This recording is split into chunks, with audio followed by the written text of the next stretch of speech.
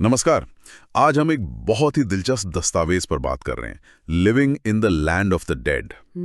ये कहानी है अजय और शीला की, एक युवा जोड़ा।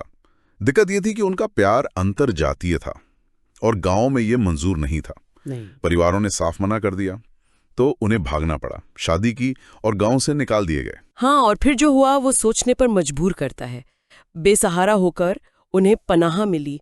कहाँ? स्थानीय शमशान घाट में। शमशान घाट में मतलब रहने की जगह मिली, तो वो जहां जीवन खत्म होता है। आज हम इसी कहानी की परतों को खोलेंगे। ये सिर्फ सामाजिक दबाव की बात नहीं है, इसमें डर है, इसमें जीने की जद्दोजहद है और हाँ, अलौकिक चीजें भी हैं। बिल्कुल। और ये शमशान घाट वाली बात जो है ना, ये सिर्फ एक लोकेशन नहीं है, ये एक तरह का प्रतीक बन जाता है। समाज ने उन्हें एक तरह से मृत मान लिया और वो वाकई मृतकों की भूमि में रहने लगे। उनका वहां होना ही अपने आप में एक चुनौती है। हाँ बिल्कुल। शुरू में तो जाहिर है डर लगा होगा, अजीब आवाजें, वो माहौल ही ऐसा होता है।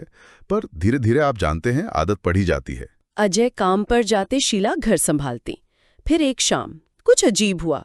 शीला का सामना हुआ एक मोटे भूत से। हाँ, और उस भूत ने कहा भी कि वो जानता है इन्हें क्यों निकाला गया है।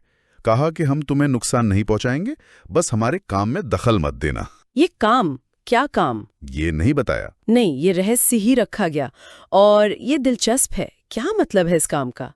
क्या वहां आत्माओं की अपनी कोई दुनिया है, अपने नियम?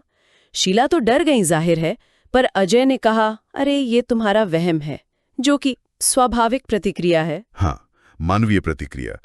लेकिन वो चेतावनी, वो अनदेखी चेतावनी, वो आगे चलकर बहुत भारी पड़ी, क्योंकि इसके बाद ही चीजें तेजी से बदलीं। एक दिन अजय ने शमशान के पास वाली झील में एक आदमी को डूबते देखा। और उस आदमी का बर्ताव भी अजीब था, जैसे किसी के वश में हो। हाँ। अजय ने उसे बचा लिया, नेक काम किया, गांव वालों की मदद से उसे घर भिजवा दिया। लगा कि चलो एक जान बच गई। लेकिन यहाँ मामला सीधा नहीं था। उसी रात वो मोटा भूत फिर आया और इस बात गुस्से में था। गुस्से में बोला, मना किया था ना दखल देने से। हाँ। और फिर उसने राज खोला कि जिस आदमी को अजय ने बचाया, उसने अपनी पत्नी की हत्या की थी और पत्नी की आत्मा बदला लेने के लिए उसे वश में करके झील में खींच रही थी। अजय के बचाने से आत्माओं का वो जो संतुलन था वो बिगड़ गया। ये संतुलन वाली बात फिर से हाँ। कितना अहम है ये। हाँ। भूत ने अजय को सीधी धमकी दी। हाँ। उस आदमी को वापस लाओ झील में। हाँ। वरना तुम और तुम्हारी पत्नी दोनों मारे जाओगे। और अपनी बात में वजन डालने के लिए उसने शीला को अपने वश में कर लिया। सोचिए अजय की हालत। एक तरफ पत्नी की जान खतरे में, दूसरी तरफ एक आदमी जिसे वो बचा चुका है। वो पता करने गया उस आदमी के घर, तो मालूम हुआ कि किसी तांत्रिक ने आकर उसे ठीक कर दिया है, आत्मा भगा दी है। अब तो फंस गया अजय। अब क्या करें? ठीक हुए आदमी को कैसे वापस लाएं? यहीं पर भूत ने दूसरा और ज्यादा खौफनाक रास्ता दिखाया। कहा उसे मार डालो। हाँ, ये दिखाता है कि हताशा, डेस्परेशन इंसान को कहाँ तक ले जा सकती है अपनी पत्नी को बचाने के लिए। और अजय ने वही किया। हताशा में, शीला को बचाने की बेबसी में रात में गया और उस आदमी की सोते हुए हत्या कर दी। बहुत ही भयानक मोड़। लेकिन कहानी यहाँ खत्म नहीं हुई। जब उस आदमी के परिवार वालों को पता चला, जाहिर है गुस्सा आया। उस सब झुंड बनाकर अजय का घर जलाने शमशान पहुंच गए, बदला लेने। और जैसे ही उन्होंने घर में आग लगाई, एक और भयानक मोड़। वो भूत और बाकी आत्माएं वे सामने आ गईं। उन्होंने हमलावरों को वश में कर लिया और फिर सबने एक एक करके पास की झील में कूदकर जान दे दी। हे भगवान। हाँ, हिंसा का वो चक्र जो इंसानों ने शुरू किया था, वो अब अलौकिक स्तर पर पहुंचकर एक भयानक अंत पर खत्म हुआ। इसके बाद भूत ने शीला को छोड़ दिया।